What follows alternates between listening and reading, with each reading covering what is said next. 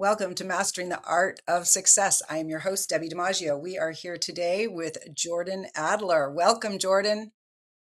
Thanks, Deb. It's great to be here with you.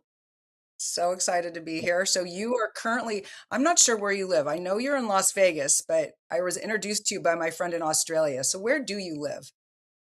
Yeah, quick shout out to George McIntosh. Thanks for the Yes. introduction. Yes, I'm in actually Las Vegas. Got a condo on the 37th floor of the Waldorf, looking west or looking south, and then I also have a home in the mountains of Arizona in an old mining town called Jerome. Oh, nice. Awesome. We used to have a place in Scottsdale, Arizona is beautiful. Yeah. So let's introduce Jordan. From $200 in rent to millions, Jordan Adler's breakthrough code. At 34, Jordan Adler was living in a garage, earning $14,000 a year and buried in $36,000 of credit card debt after a decade of failed attempts in network marketing. Today, he's one of the highest paid marketers in the world and the number one affiliate for promptings. His best-selling book, Beach Money, has sold over 1 million copies, with 100% of the profits funding microloans for entrepreneurs worldwide. Author, speaker, and co-founder of Momentum Makers, Jordan shares a powerful message of resilience, simplicity, and what is truly possible. Love these photos. Wow. So, Jordan, as we wait for the slideshow to go, give us your, I don't know, short or long story. It's okay. Just give us an intro to where you came from, where you grew up as well. I like to know where people Yeah. came from, Yeah. sort of roots, and then where you were in that garage to where you are. What was the trajectory? How did you find this? Yeah, so thank you. I actually grew up in the south suburbs of Chicago in a little suburb called Park Forest. And my dad made $28,000 a year. I had no entrepreneurs around me. My dad required myself and my two sisters to go to college. My parents paid for the first year, and then we had to figure out how to pay for the rest. And I did get a degree in landscape architecture. And it's funny because back then, the way you would, at the age of 20 years old, the way you choose a degree is you just find a lot of times you find some people that you like and they happen to be in a certain major, and that's how you pick your major. And so I picked landscape architecture. Who knows why?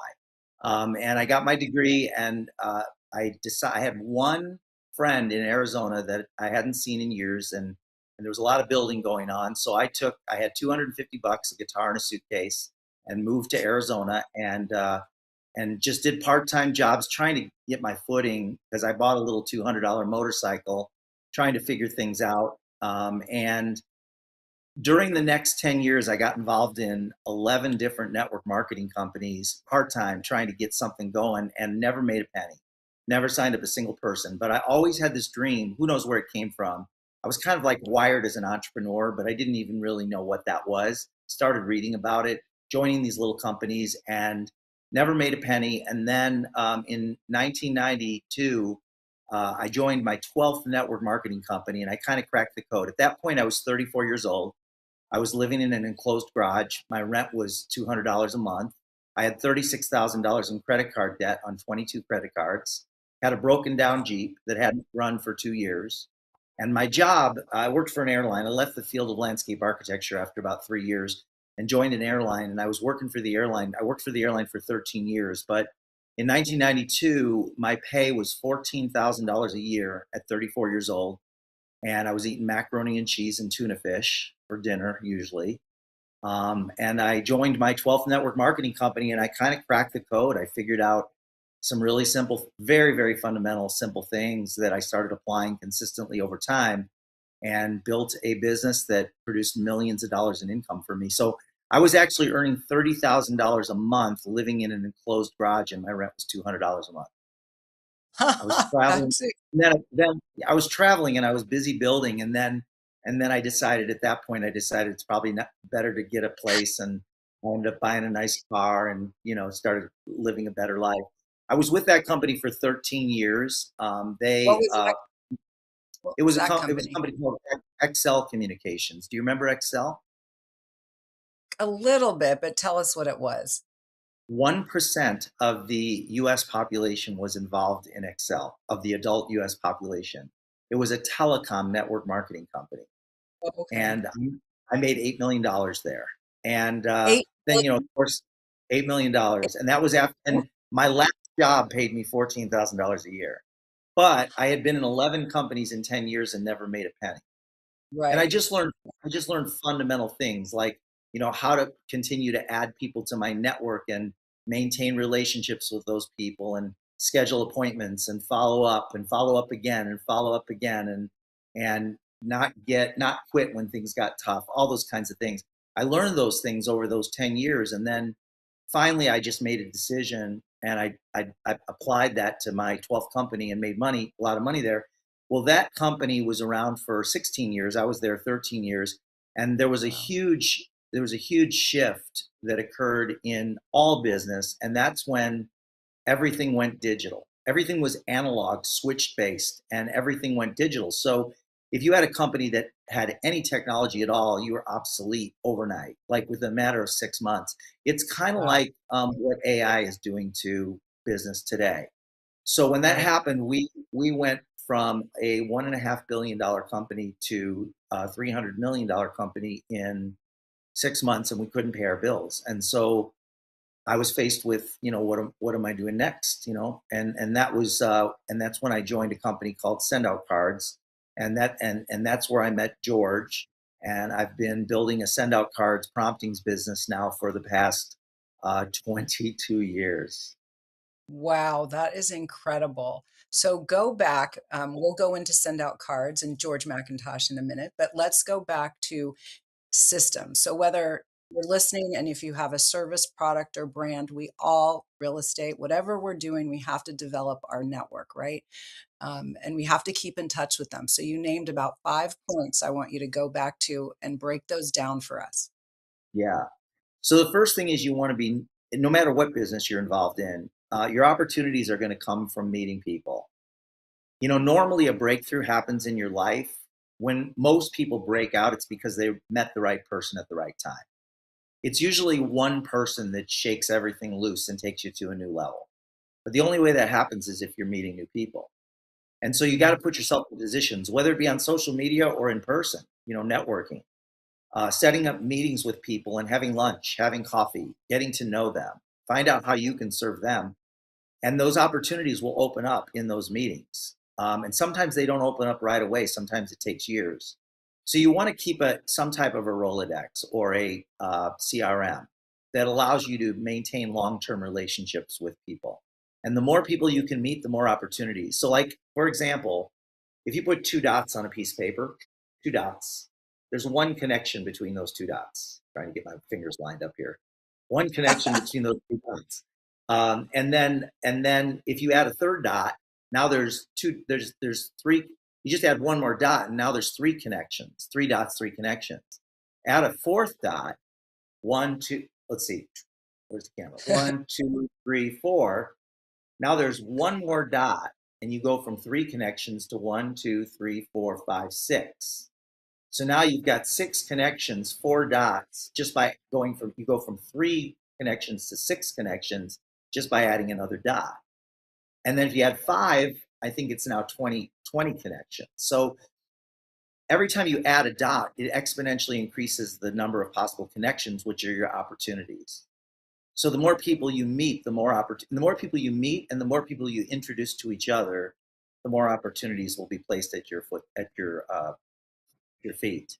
And so that's the first thing is you want to constantly, regularly, all in fact, keep track, you know, how many new people did you meet this week? And then do something to make sure they know you remember them and appreciate Right. them. Okay. The second thing, Now we're in send out cards. I love them. yeah, now the second Thanks. thing is know how to set up an appointment.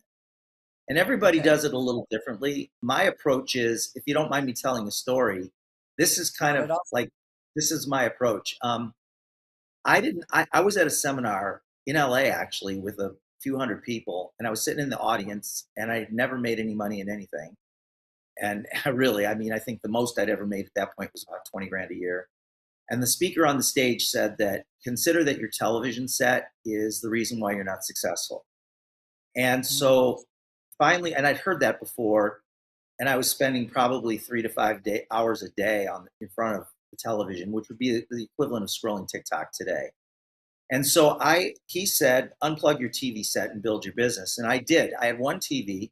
I unplugged it, put it in the closet, and I didn't have a TV for 25 years. And during those 25. 25 years, during those 25 years, I built my business. Now, I was in a Best Buy electronics store, and I didn't have a TV. I hadn't had a TV in years. And I decided I wanted to get a flat screen for my wall to watch movies and things and sports and things like that. So I go to the Best Buy and I say, I don't want anything fancy. I just want something that maybe is like, $750, no bells and whistles, just something I can put on the wall. And the guy waves, he like waves his arm and he's like, kind of come with me. And I followed him into this room. And we go into the room and it's got leather couches and it's got a big screen TV on the wall. And he says, put these glasses on. And I put the glasses on, and all of a sudden Shrek is playing on the TV in 3D. And Shrek and the donkey are coming out of the TV, and there's just better than anything I'd ever seen before. It was just like so amazing. And I'm like, how much is this TV? And he said $6,000. And I said, I'll take it. Right. So that's all he did, was he waved a motion to me to follow him, and he sat me down on the couch and put the glasses on. And then I realized that my most effective approach, it's always been this way, for getting somebody to take a look at what I'm up to, is a come here, I want to show you something. So when Love I that. talk to people, it's a form of that. So like Deb, if we had just met and we had a little connection like this, even if we'd Right. only known each other for a few minutes, I'd say, Right. Deb, I'd say, I'd text you and I'd say, Deb, based on our conversation, I have something I want to show you. And what are you going to say? That's how easy it is to set up an appointment with It's somebody so a little, exactly. everybody that you have a little bit of a relationship with will say, sure, what do you got? And Right. then I'd sit down and show you what I'm up to. And then I'd Right. find out about what you're up to and see if there's a fit. So, and I Absolutely. know that sounds overly simple, but it really is that simple. I set up appointments every single day doing that, even today. So, That's so incredible.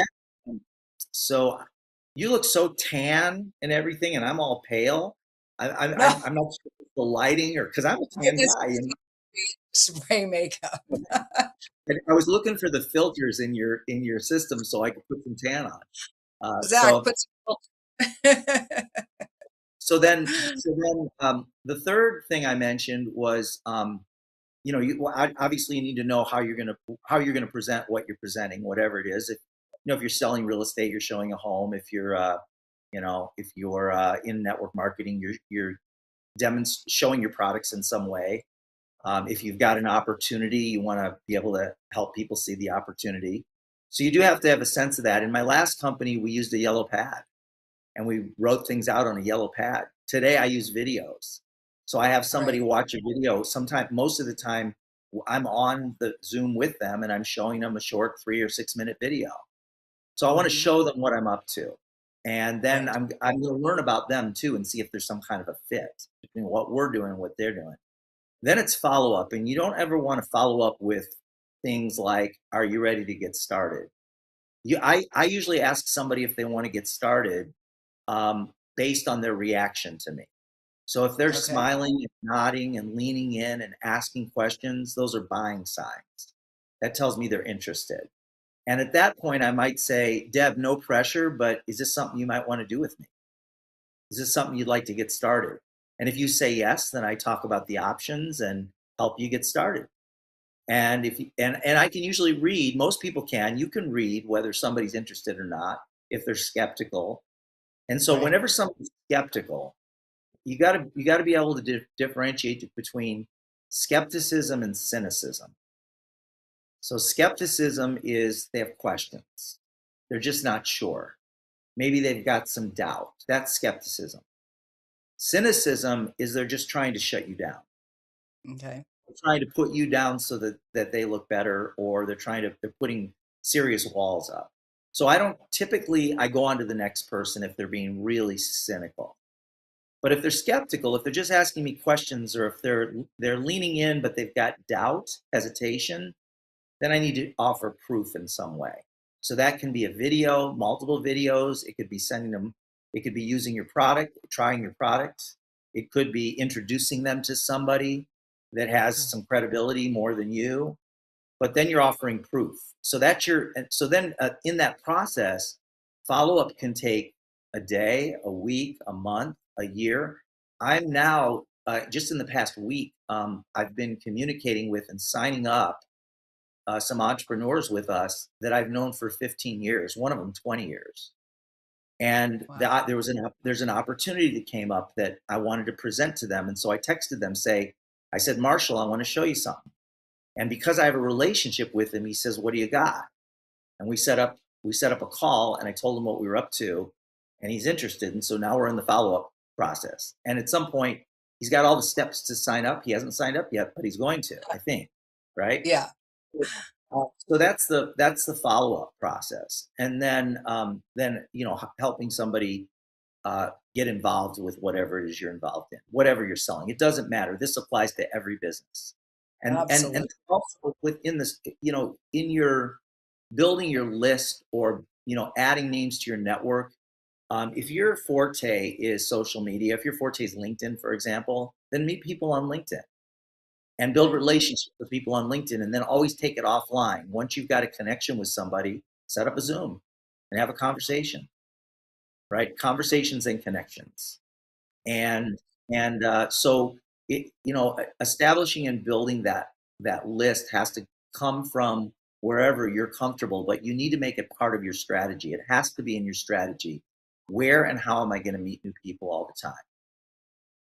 Most What is people yours? get, yeah. So I'm a networker, Yeah. and what I do is I usually schedule a Zoom with somebody or an in-person meeting, and we have a Hmm. one-on-one so I can learn about them, learn as much as possible about them, and I build rapport, right? And then I also I like to post really fun, interesting, just crazy stuff on social media. And sometimes I get a lot of engagement. Sometimes I get one like and no engagement at all. Sometimes things take off. You know how that is. Right. And Absolutely. and I'll usually have a call to action on, not on all of them, but on one out of five, I'll have a call to action like, hey, if you want to learn how to grow your business, shoot me a DM and I'll schedule a call with you, or something like that. Right. Right. So, and then once in a while I'll get no appointments. Sometimes I'll get one, sometimes I'll get five. I'll make a video about building relationships and the power of building relationships. I'll give you an example. Sure. I'll give you an example. So there's a guy named, have you heard of Joe Girard, Deb? Sounds Joe Girard. familiar, but I'm not sure. So Joe's in the Guinness. He just passed away a couple of years ago in his Okay. 90s. Wow. Wrote a book called How to Sell Anything to Anyone. Really good book. And Joe is a car salesman, and he's in the Guinness Book of World Records 12 years in a row for selling 16,000 cars, individual cars, 6 cars a day, every Oh my. single. Now, when you're selling cars a day, there's no time to sell. Those are people that are coming to buy. Those are people that are coming in to buy. Right. So what would happen is every day Joe would go into work, there'd be a line of people, even in the winter, waiting Wow. outside waiting outside the dealership, waiting for the doors to open so they could come in and either sell a car or buy a car from Joe. And how did he do this? Every single person he met, and this still works today, by the way. In today's high tech world, people appreciate high touch more than ever. What Right. Joe did is every single day, every day if he met you, you would receive a card from him in the mail. And you wouldn't just receive one card, Deb, you would receive a card every single month for as long as he knew you. So one card would say, Deb, nice to meet you. The next, and he would handwrite it. Next card would say, hey, Deb, I haven't seen you in a while. Come in and say hi. Next card would say, happy birthday. Next card would say happy Valentine's Day or whatever, right? Yeah. Right. But he'd do it every month for as long as he knew you. It got to a point very quickly because he was meeting so many people that he couldn't handwrite all those cards. So what he did was he hired people, and he had Okay. 14 people that worked 10 hours a day handwriting cards for him. And Oh my. he'd sign all of them Joe. Well, here's what happened now. The only car salesman that ever did that for you is Joe. You trusted Joe. You liked Joe. He treated you great. You knew that if you were going to go in to see Joe, he was going to give you a good deal. So if your daughter grew to an age where she needed a car and you're going to buy her a car, you'd say, I need to get a hold of Joe. Or if your next door neighbor needed a car, or if you needed a new car. So he had thousands and thousands of people that wanted to buy cars from him. And there's people that have been, Tom Hopkins did that in the real estate business. Tom became a multi-millionaire selling houses by sending handwritten notes. So I do that. When I meet somebody new, I make sure they get a few cards from me a year, Right. 2 or 3 or 4 or 5 cards a year. And some of those people, like this last guy, by the way, I'll just tell you, I'm not going to tell you his name, but he's the number one hypnotist in the world. Oh, wow. And he's been on Johnny Carson, he's been on Jay Leno, and I met him 20 years ago. And he was already big, but I met him at an event, and he was smaller than he is today. And and he's received, I bet in 20 years, he's probably received 50 cards from me, 2 or 3 a year. Gets a birthday card from me every year. And he's a guy that right now I'm talking to. I'm in full engagement with him regarding coming into our business. And he's big. He's got millions of followers. Wow. But that's your follow up and maintaining those relationships. And every time he gets a card from me, he texts me and said, "Hey, thanks, Jordan. I really appreciated that card." I love it. So when We we come from commercial break, we're going to talk about beach money philosophy, and then we will talk about what your medium is, which is send out cards. So we'll be right back with Jordan Adler and beach money.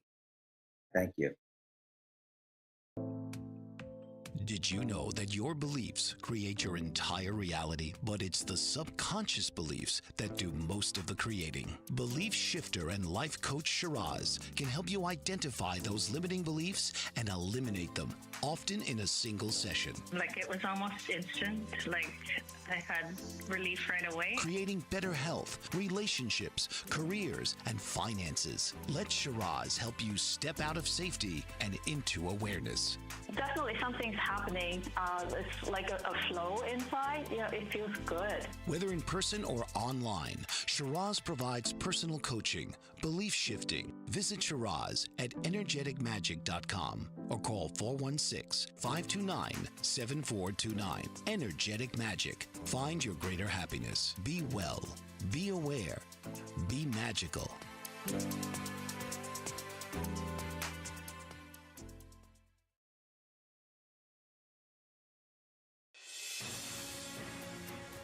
Mike Zorek, a three-time California state champion in Greco-Roman wrestling at 114 pounds. Mike, blind since birth, was born in Hartford, Connecticut. He was a six-time national placer, including 2 seconds, 2/3, and 2/4. He also won the Veterans Folk-Style Wrestling twice at 152 pounds. In all these tournaments, he was the only blind competitor. Nancy Zorek, a creative spirit whose talents have taken her to the stage and into galleries and exhibitions in several states. Her father, a commercial artist who shared his instruments with his daughter and helped her fine-tune her natural abilities, influenced her decision to follow in his footsteps. Ms. Zorek has enjoyed a fruitful career doing what she loves. Listen Saturday mornings at 12 Eastern for the Nancy and Mike Show for heartwarming stories and interesting talk. Welcome back with Jordan Adler. We are here today talking about beach money. So let's talk about beach money philosophy. What does beach money really mean beyond the lifestyle? What's the deeper message? Can I tell you where it came from first? Of course. Yeah, so I was back when in my early struggling days, I thought it would be a brilliant idea to run an ad in the newspaper, and I saved up for $250 for a 3-line ad, and I would only place that ad once every couple weeks, and I wasn't getting any good results from it at all. But what was interesting is I don't even know where it came from, but whenever I would put the title Beach Money on it, I would get like 20 times more calls than any other title. And I I love remembered that. And years later, I was doing a weekly conference call with my team as I was building a successful business. And this was before computers, I would handwrite my notes for the calls every single week. And then I'd put them in a box. And I had a big box filled with yellow pad notes. And I said, I need to turn this into a book.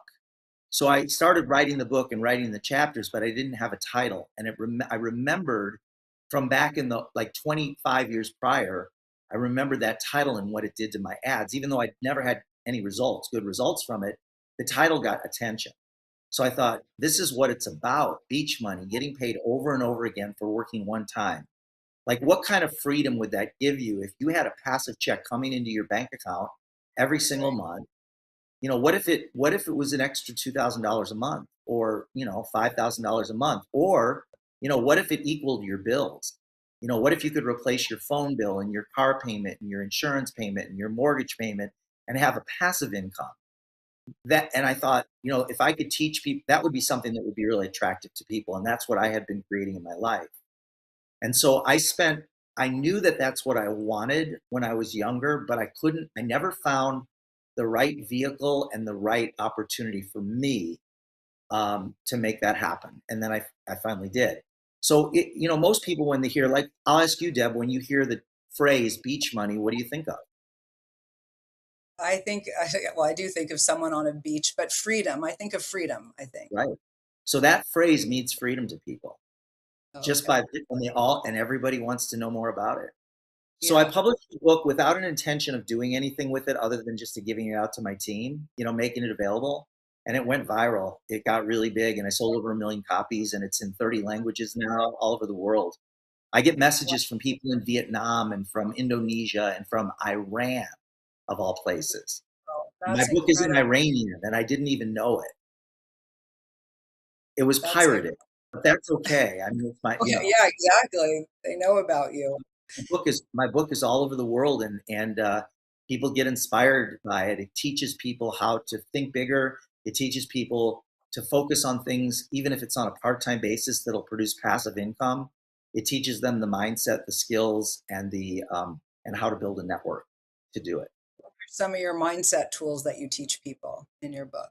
The biggest one by far is that the reason I didn't make it in the first 11 companies, most of them, was because I would get involved. I talked to a few people. Those people would shut me down. My confidence wasn't there. I'd get a little negativity, and I would decide that the opportunity wasn't right for me or it wasn't going to work. And so I quit. And then Okay. I'd do that. I'd be involved for 2 or 3 months. Then I'd quit. And then a few months later, I joined something else. And I did that for 10 years with 11 different network marketing companies. And then I started realizing through my reading and my, listening to audios, that no one has ever succeeded quitting everything they do. No, there's not a book called How to Quit Your Way to Success, right? So what I decided to do was, this was my 12th company. No matter how bad things got for me with that company, I wasn't going to quit. If the company was still around and people were making money, I wasn't going to quit. And so I had three things happen in my first 2 years that, if you had put 1,000 people in front of my circumstances, they would have all quit, but I didn't. And in my 12th company, after 8 months, I had made no money, but Wow. my eighth or ninth month, I made $180, which was significantly less than what I spent. And then over the next few years, my income went from 180 to 1,000 to 1,200 to 1,300 to 800 to 1,500 to 2,000 to 2,100 to 500. It did that for 3 years. And then With it. 33rd, You kept sticking with it. on my Wow. 30, on my 33rd month, I made $2,480, something like that. And then by my 40th month, so between my third and my fourth year, I was over $30,000 a month. And that's the company that I went on to make $8 million. Wow. So your mindset shift was you weren't going to give up. You were going to No stick matter with what, it. You no matter just, how. and And Deb, it's in the moment, like right now, it's really easy for people to understand what we're saying. It's real right, easy.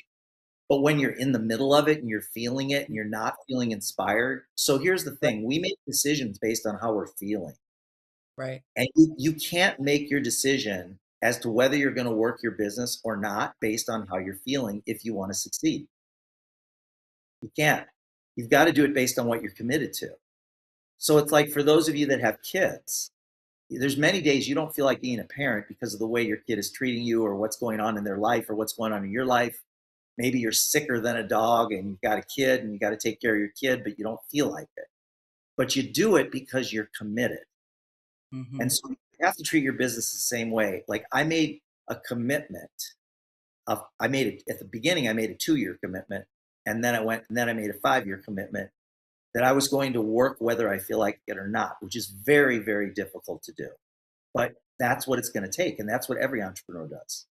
Absolutely. Well, you're just singing my song. I just published Mindset in Motion, Activate Purpose, Power, and Peak Performance. And I talk about being relentless and dedicated and never giving up and just doing it. I ran the LA Marathon on mindset, not on physical training. And I signed up in February, ran it in March. And this was a year before the book. The book wasn't even an idea at all. It was Wow. because it was because of something my son said about how he wanted to challenge himself. And I didn't tell anyone because, and this is part of the mindset in motion method, I couldn't tell anyone. I was going to be 60 and I hadn't trained for it. And I just mentally read books and I said, this could be done. And I did it. And because I have the medal, Congratulations. that followed me. My son and my brother just said, "I still can't believe that you did that." But so whether it's physical or it's in business, you have to keep going. And when I'm training agents in real estate, you have to stick with it. It might take a while. An agent that I'm working with right now in our office, he's been at it a couple years and he sold one house, but he is determined. He's got a side gig of swimming, teaching swimming lessons, and he's been doing that for years. So he gets to, enjoy that part, but he's not going to give up and he's committed. And that's the way you have to be, as you know, if you're going to succeed. And there's going to, you are going to lose confidence. And I talk about that in Mindset in Motion is that you need that clarity and you need that confidence and that aligned action to move forward. So I love what you said. Absolutely. I And by couldn't. the way, you look great at 60. If you had told me 50, I would have believed you. So, or Thank you. even 48. Yeah. Congratulations on your book, and congratulations on your marathon, and congratulations on your son. Thank you. Thank you so much, sweetie. So let's talk about, so mindset is so important, and that's how we get to where we go if we want success. So not giving up. So tell us, what do most people misunderstand about residual income, and what's the difference between, or is it the same, multi-level marketing or network marketing? How would you Well, explain I those? would say multi-level marketing and network marketing are the same. It's just that network marketing is a little bit more modern term. People Okay. are less resistant to network marketing than multi-level marketing as a term, but the Okay. business model is the same. There's even companies out there that call themselves affiliate marketing, but they're not affiliate marketing. They're network marketing. They're Oh, multi-level marketing, right? okay. And there are 10,000 network marketing companies, actually more than that in the world, and there are good network marketing companies and there are really bad network marketing companies. There are network marketing companies that are very volatile, that are newer, that are unstable, and there's network marketing companies that are very stable that have been around for years. Network marketing is legal. Pyramid schemes are not legal. Multi-level Right. marketing is legal, but there are companies that call themselves network marketing that are illegal. So Right. you have to do your research, talk to the right people, and make sure that you know what you're getting yourself involved in. And then as far as passive, you asked me about passive income as well, right? Yes. Yes. Yeah. And I'm sorry, go back and What do most people misunderstand about oh, residual income? yeah. Yeah. So I think most people don't believe residual income is a real thing. Like Okay. probably 50% of the population, or even maybe a little higher, 60%, don't believe it's possible. And then and then there's another 40% or 30 to 40% that don't believe it's possible for them. And when you don't believe something's possible for you, you don't do the work, right? Right. Why would you invest time if you don't believe something's possible for you? The truth is, it's possible for everyone once you make a decision that this is what you want.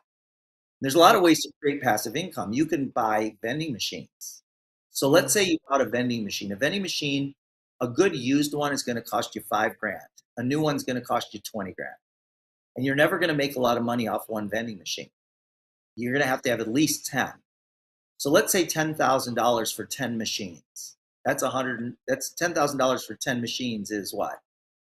10 times 10,000 is, wait, 10, yeah, $100,000, $100,000, right?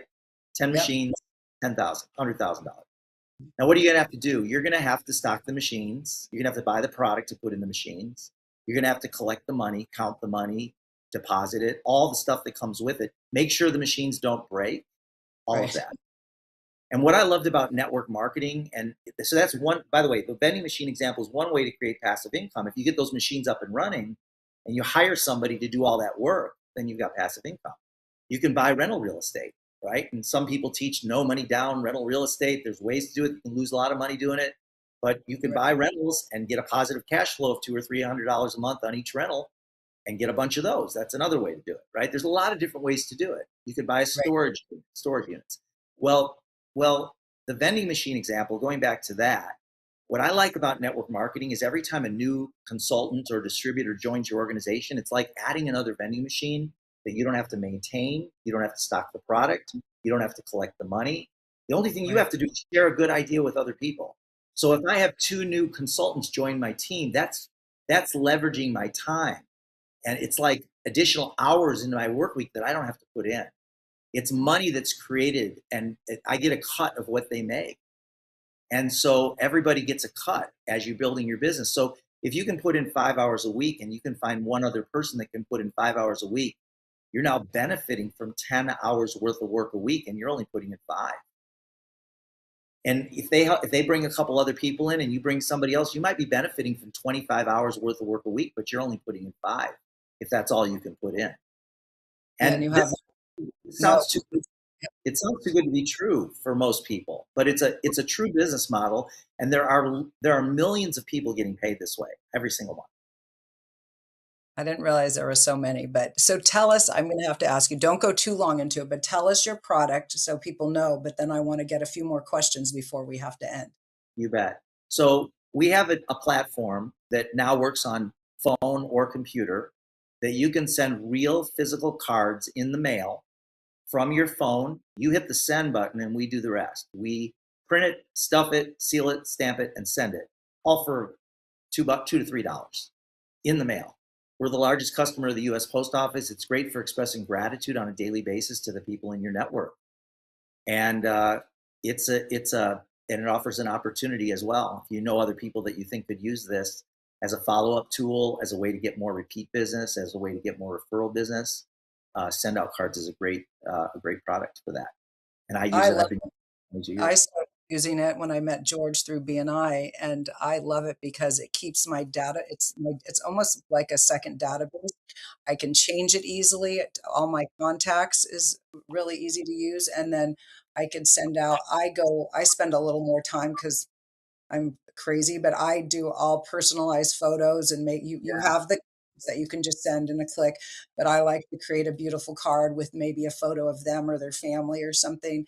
And you can use I'm very crazy on my fonts and style, so I can use the font that I want. So you can go so much deeper, but I just love them. It just makes it so easy, and you don't have to go to the card store and agonize over what card to buy, and then you have to get the stamps and the envelopes and handwrite it. So, but the font does look like my writing, a neater version of my writing. So it's yeah, very personal. I have a friend and she has 4 cards of mine in her house. They're just and the quality is very nice. So they're really good. So I'm under George. I haven't really been promoting it because I just use it, but I just think it is a great there's no overhead. The vending machine example was a very good idea, and then let alone if someone breaks the vending machine, you right. know. So it's very easy without having to have any overhead. So let's go on to so in my book, I talk about morning routines and getting a routine and, setting up your day. So what does your daily non-negotiable routine look like now? Yeah, that's a great question. And I have one. And most of us, we wake up in the morning and sometimes we're feeling really great and refreshed. Sometimes we didn't sleep that well. We were tossing and turning and we're feeling tired. Sometimes we wake up feeling like frustrated and angry because of what's going on in our world, whatever it is, or in the world, right? Whatever it is. But so what I do is I usually use my first 2 hours of the day. Now, if you've got kids and you've got a job, maybe it's your first 20 minutes of the day. But the Right. first 20, I do breath work. which usually is just a few minutes, like 4 or 5 minutes. I do a little bit of journaling almost every day. I write down what I'm grateful for, and that's a discipline. I drink way more, 3 times as much water as I feel like I need. So I'll chug every single morning when my feet hit the floor. The very first thing I do is I go into the kitchen and I chug a whole bunch of water, 3 glasses of water. And more than I feel like I stuff myself with water. Like I not, that's not the right word, but I Yeah. infuse my cells with hydration. That's probably a better Yes. way to say it, right? And then I get a workout. Not every day, but most of the days of the week, I get a workout. Even if I can only squeeze in 15 minutes, I'm going to do something to move my body and you know Yeah. uh, exercise my muscles. Yeah, yoga, lifting weights. I used to run for many years. But when you do 2 or 3 of those things in the morning, you feel you launch into your day with some energy.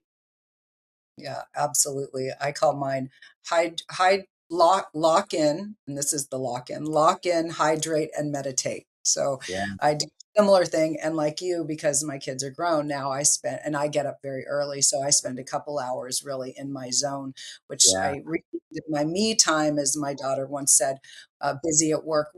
When do I get me time? And I'm like, what's me time?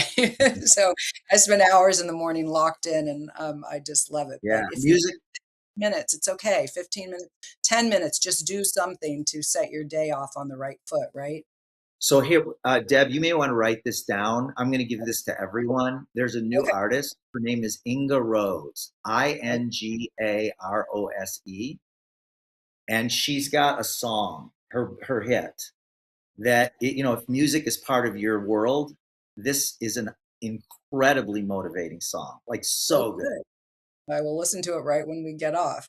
So, how do you stay motivated when results aren't immediate? Because you definitely have a record of sticking in even when you weren't doing great. Yeah, that's a great question as well. So I would say it's about my commitment, because the truth is we're only motivated a tiny percent of our day typically.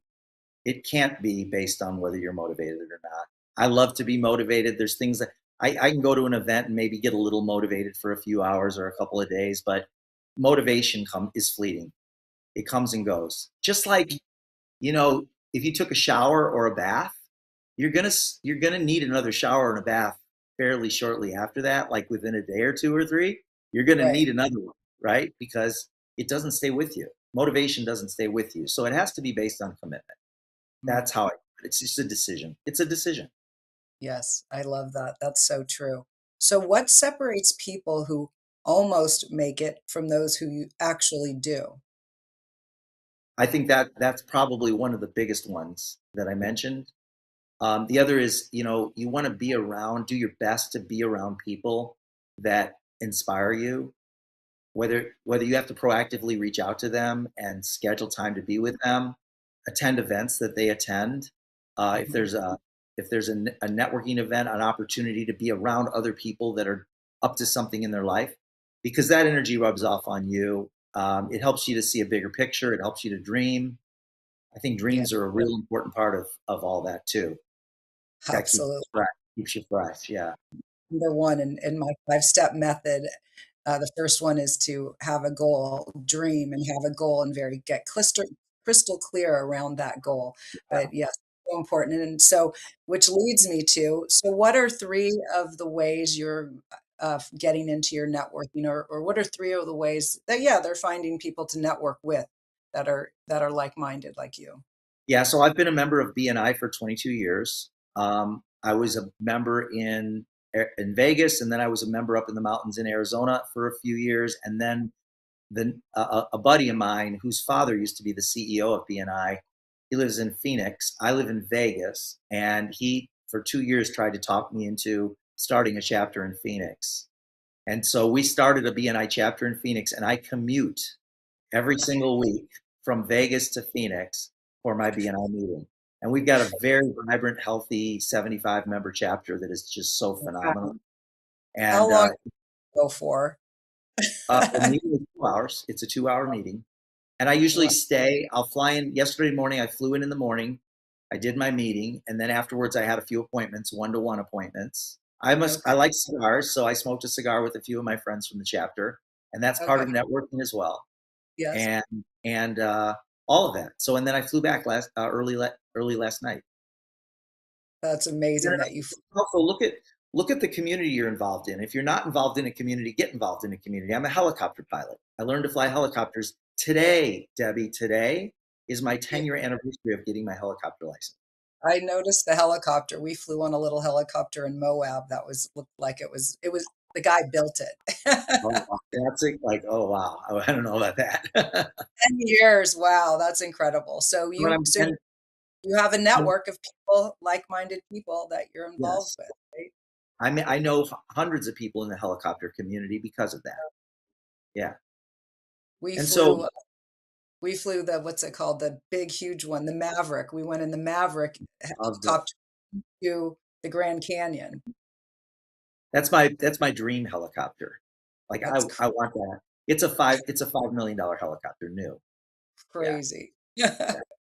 So I'm sorry, I interrupted you. We were talking about who you network with and what are the Yeah, groups that so BNI is a big part of it. I just look at like, and I do a lot. I network with people that I meet online as well. When I get a connection, Mhm. there's a lot of real negative stuff on social media, and there's a lot of junk, and there's a lot of fakeness.